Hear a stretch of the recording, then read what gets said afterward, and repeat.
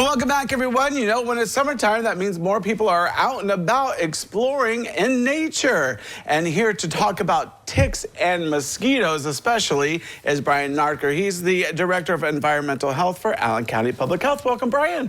Thanks for having me. All right, so people are going to be out and about. It's summertime. They're going out to explore. Mosquitoes, let's start with those. Yeah, the main thing with mosquitoes is you want to watch when you're outside because they're most active during dusk and dawn. So if you can avoid those times being outside, you'll do best to avoid them. And then we really stress like wearing repellents.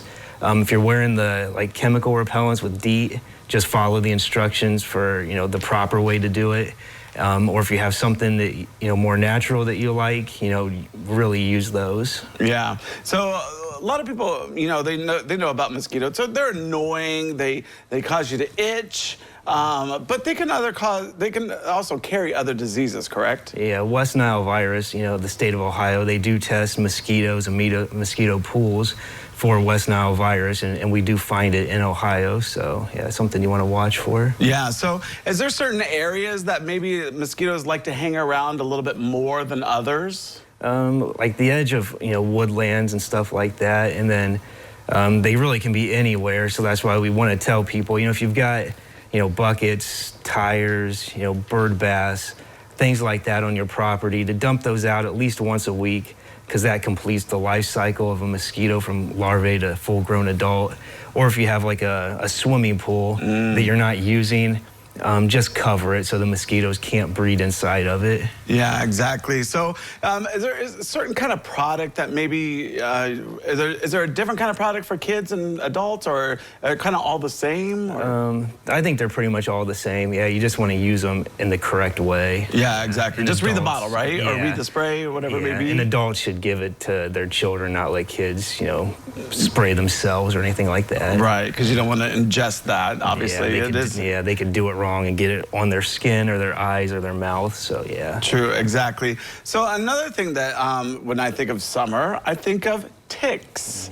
Something that, luckily I haven't had to deal with much, but there are ticks out, and they do kind of like, especially with your pets as well, and your pets, humans, the ticks. Let's talk about ticks. Yeah, ticks they're definitely out now, so you just want to watch, and they tend to hang on like the edges of like tall grasses and weedy objects like that.